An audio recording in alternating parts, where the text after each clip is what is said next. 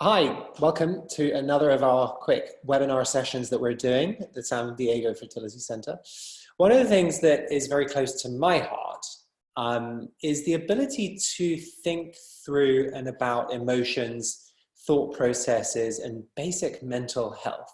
I feel that we don't give it enough attention, and this in every aspect of our lives, even more so when we're thinking about family building and the impact that infertility, IVF, egg donation, sperm donation, surrogacy has on us as human beings. I genuinely feel that we don't speak about it enough. And because of this, one of the things I wanted to do today was for you to listen in on a chat with myself and Esther, who I've known for a while. She is a licensed mental health counselor based in Staten Island in the US, just outside New York. And she provides counseling and therapy specializing in infertility and third-party reproduction issues. Esther, hello, welcome. Hi, thank you for having me. You're welcome. Do you want to go a little bit more about who you are, what you do, how you got into this field, and why this is so important? Sure. So I've been in the field for, oh goodness, I don't know how many years now, 5, 6, something like that. But I've been a therapist for over 20. And the shift for me, like a lot of therapists who work with infertility and third-party reproduction, came out of my own fertility building journey. My husband and I used IVF to conceive our children. And one of the things that stood out really was the lack of psychological support during that. You know, we talk about everything else.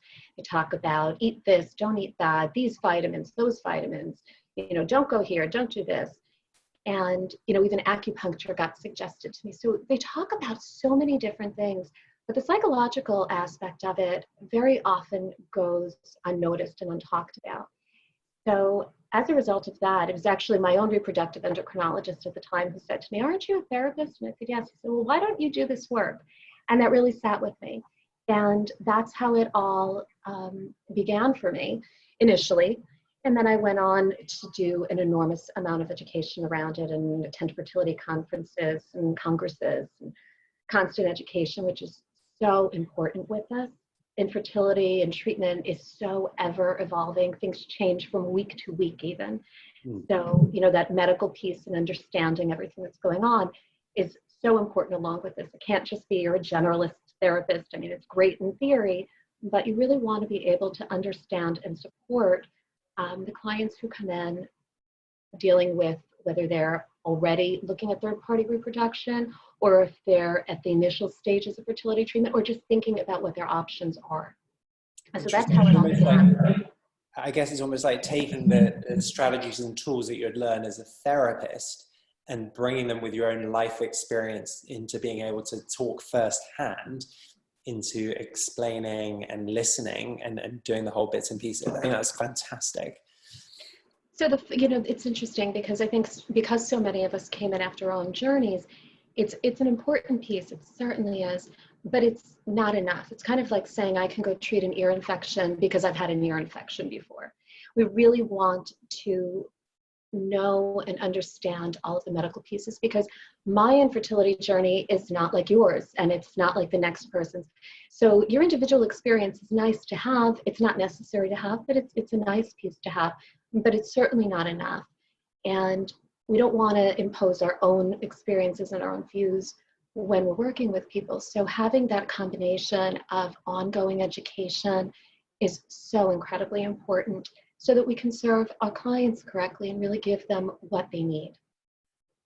Brilliant. So then I guess one of the questions that I would have and that I do have is, you know, I'm a firm believer in any person going through any form of third-party reproduction or IVF or, you know, whether there are surrogates involved or egg donors or sperm donors, they should have the ability to talk to a mental health professional. And I think within the IVF world, we know that, and we do sometimes mandate that, certain clinics mandate that people have to do that. Can you maybe talk me through what you think needs to be done with regards to all the different parties within the process? And should it just be a one-off? Should it be ongoing? What are the top tips on conversations that need to be had?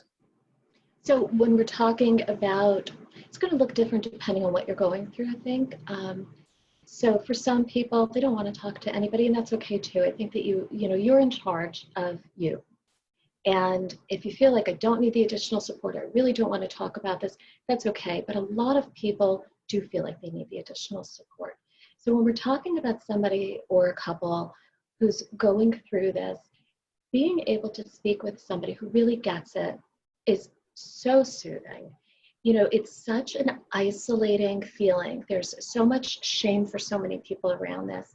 And we want to be able to provide a place where it really feels like you get me, you understand, and you can explain, because a lot of what we do when we're doing counseling is implications work.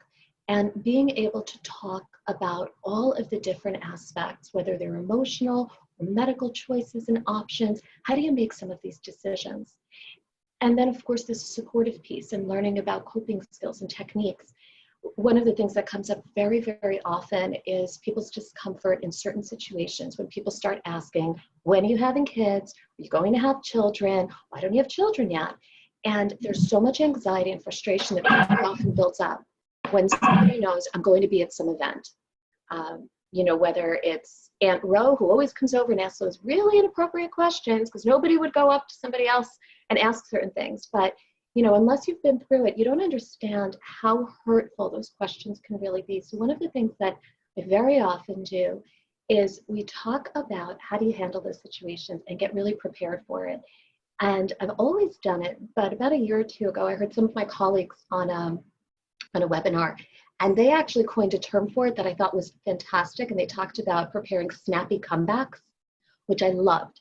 So it's really, you've got a whole bunch of things that you think could possibly be said, and we're going to go through them and give you some options of what can you say.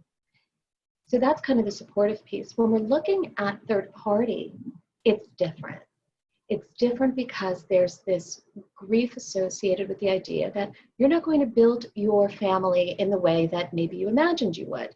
Maybe this is not the way that you expected, whether it's because there's an infertility diagnosis, it's a same-sex relationship, you're a single mom or a single dad by choice, whatever it is, there's very often this grief and frustration with it not going as easily as maybe some other people have it. So we want to really talk about the grief and the mourning associated with that.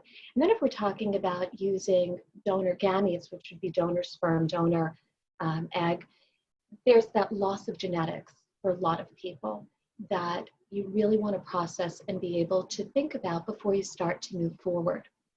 And so it can look really different depending on what the family building journey is for that particular person or couple. Interesting. Yeah, we always talk about the grief for the child that I was supposed to have and getting over that. And I think from a same-sex couple, like, it's a very different starting point. And I see this regularly with a lot of our intended parents. With our same-sex, like my husband and I, we were like, let's have a family, let's do this. Obviously we can't do it the natural way, but let's do it. And then obviously you talk to a lot of heterosexual couples or single people by choice, and it's a very different conversation, isn't it? Absolutely. And that's where really knowing and understanding all of the different aspects come in, because what it looks like for you and your husband may not be what it looks like for a woman who comes in with her husband, or two women who come in who are married. So it really looks so different for everybody. And, very often when it's same sex, you kind of know going in, this is what I'm going to have to do. It's frustrating, right? But you kind of know, and this is what's going to have to happen in order for us to start our families. And for heterosexual couples, they don't necessarily think about that going in. There's not the expectation of this is what I'm going to have to do. So it's so many layers depending on who's coming in for what reason. Okay, absolutely. So then I think one of the questions that I'm regularly asked is, when I tell people you should, please go and talk to somebody about this, they go, well, what is a recipient consult? I mean, why do I need one? Who's going to do it? How does it work? Can it be done by Skype? Do I have to see them in person? What are they going to talk about? Can you maybe distill that into a little bit more so that people understand exactly what they're going to be doing? Sure, and I love that you called it a recipient consultation, because that's what it is. And very often there's this thought that it's a psychological evaluation, and it's not. And unfortunately, sometimes it's presented that way. Sometimes the reproductive endocrinologist says, okay, before you do this, you have to go and see somebody for a psychological evaluation. And when we're talking about recipients, when we're talking about intended parents, that is not what you're going in for. I'm not evaluating you. None of us are evaluating you. We're not gatekeepers. We're not there to decide if you should be parents. It is really informational. It's an opportunity to really talk about all of these different aspects that are going on, all of these different choices that you're going to have to make, all the decisions, all of the emotions around that. So it's absolutely not an evaluation. It is an opportunity for you to sit down and talk with somebody who can really spend some time explaining things to you, answering questions that you already have, bringing up ideas of things that maybe you haven't considered yet. Maybe you haven't thought about, how am I going to disclose? Who am I going to tell about this? Am I going to share this with my family? Am I sharing this with my friends? What do we want? What are our support systems? So that recipient consultation is really an opportunity for you to talk about all of these different pieces that all come together as we're putting together this big jigsaw puzzle of family building. And one of the things that I do, and I think that most of us who do recipient consults do, is a piece of that that I love and my patients tend to really, really like, is at some point I will bring out, I have a bunch of children's books in my office. And there are children's books for every type of family. There are 2 dad family books and 2 mom and single mom by choice, and whether you've just done IVF or it's donor egg, donor sperm, donor embryo, you've created embryos. There is a children's book for every scenario that you can imagine. And I bring those out and I give an opportunity to whoever's sitting before me to kind of flip through some of those. And it's not to say, go buy this book and this is going to solve everything. It's not. It's to help you really start to think about, how do I tell my story? So that's a big piece. And I'd love for us to talk a little bit more about disclosure, before we're done. But it's a big piece of what we do during that consult. So it's really informational. It's very informal. I tell everyone before you come in, bring your questions. And sometimes people walk in and they are really frustrated. This is this other hurdle that you have placed in front of me before I can move forward with, with assisted reproduction, whatever we're doing. And I'm annoyed. I don't want to be here. I think this is nonsense. And sometimes people do walk in feeling like that. I've never had anybody walk out feeling like that. Because once it's explained clearly, that's not what I'm here to do. I'm not here to be another obstacle. I want to help you along the way. I want to be a support for you. It's a very different feeling when they're walking out. Yeah, absolutely. So that I think is from an intended parent perspective. Do you do screening or recipient, where they wouldn't be the recipient, they would they, for egg donors, for surrogates? How do you do that in a way that protects everybody, informs everybody, gives them that fully empowered feeling of, I know what I'm doing? How does that work? Sure. So when we talk about, when we're talking about screening, at that point, we've kind of shifted over into a donor or gestational carrier, right? Because we're not screening intended parents and we're not screening recipients. So when we're talking about an evaluation, that's when we're looking at a donor, a gestational carrier. And the purpose is twofold. It's there to protect the donor or the gestational carrier. It's also there to protect the recipients and to the intended parents. We want to make sure that everybody's going in really informed. So a piece of that psychological evaluation there is where I will use the word when we're talking about gestational carriers and donors, is a clinical interview. And it's coming in and talking about all of these different aspects. Have you considered this? Have you considered that? Have you thought about the fact that there's a potential for this donor-conceived child to come find you in a bunch of years, right? Anonymity's gone the way of the dinosaur. We don't have that anymore. We've got these DNA kits that you do at home, you send it off and everybody's found. Donor doesn't even have to be in the system and they can kind of track you down. So it's talking about the potential for that, and have you thought about it? What would that look like? It's getting a family history. It's talking about, what do you think the implications would be on your current relationship, a future relationship that you may be in romantically with somebody. So it's looking at all of those, and it's really to protect you. We want to do the least amount possible harm that we can do to anybody here. So it's trying to rule out all of those things. So the recipients would not get this information, but they would know that the person has gone through this this evaluation, and that it seems like we're ready to move forward with that. And that will consist, again, it'll be the clinical interview, and that will also involve a psychological assessment, a standardized test that is administered and used so that we have a standardized instrument in addition to just that clinical piece. When we're looking at directed donors, which is different, right? A directed donor, and this would be a known donor. We've kind of changed the language. This is one of those things where the language has changed. So this is where you're using somebody who you know. This is different because now we're adding in another piece where there is a group interview. We're going to bring in, as a component of all of this, donors going to come in, recipients are coming, and we're all going to sit down together and talk about what does this look like? What does this mean for you, for your relationship? How are you 2 or 3 going to navigate all of this? And that group interview is really a special piece because it's guided talk. It's all of you talking together, and it's another layer of protection because sometimes something will come out during that group interview that maybe you haven't talked about together yet. Yeah, it's really, I think that's very interesting because we do see a lot of people who are using friends, for example, as an egg donor or a sperm donor. And when I have my initial chat with them, I'm like, have you really delved really deeply into all of these different topics? And they're like, yes, yes, yes. And then I'm like, so how about this? And they're like, oh, and I'm like, yeah, okay, you need to go and talk to somebody.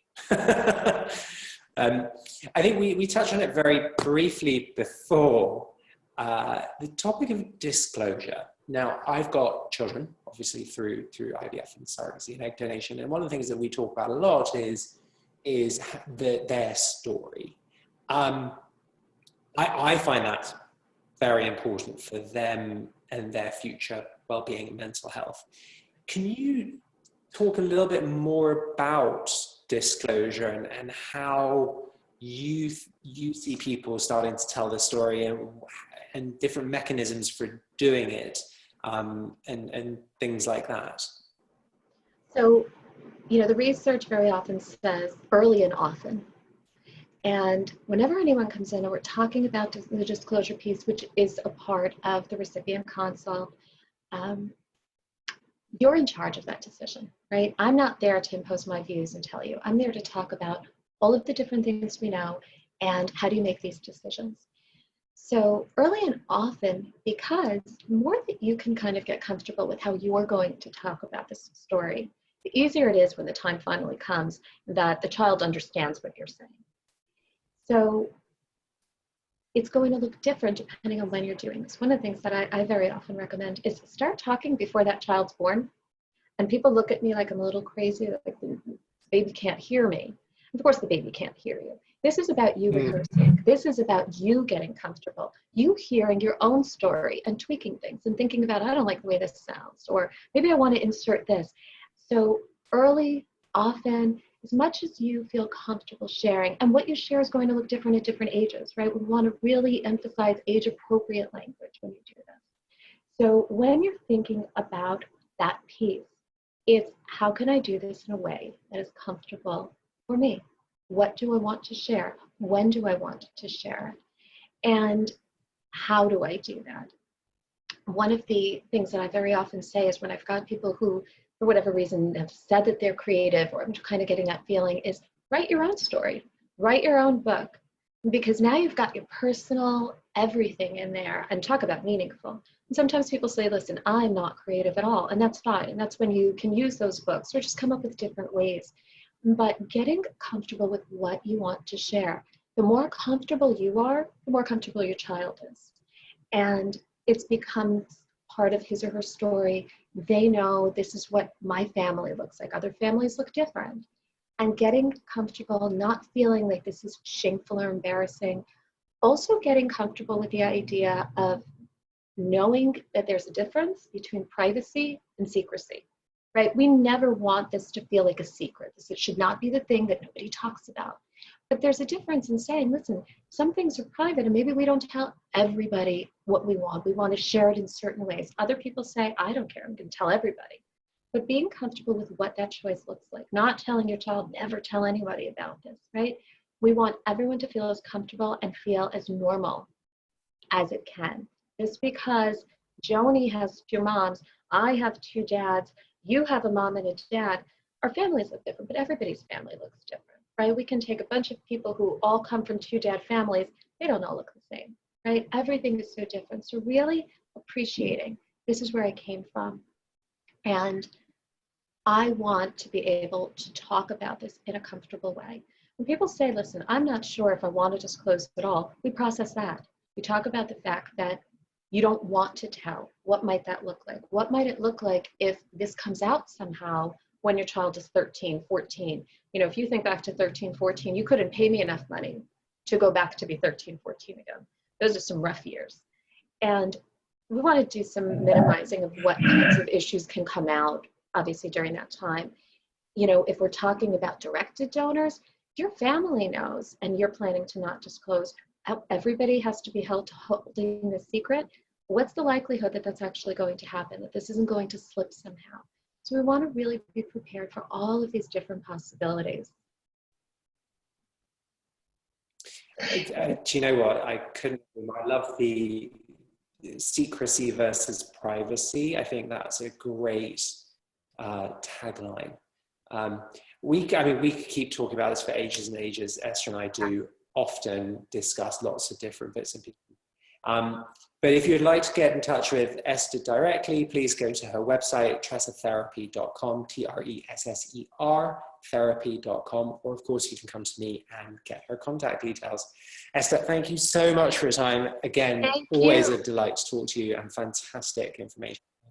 Take care. Thank you, Richard. Thanks for having me.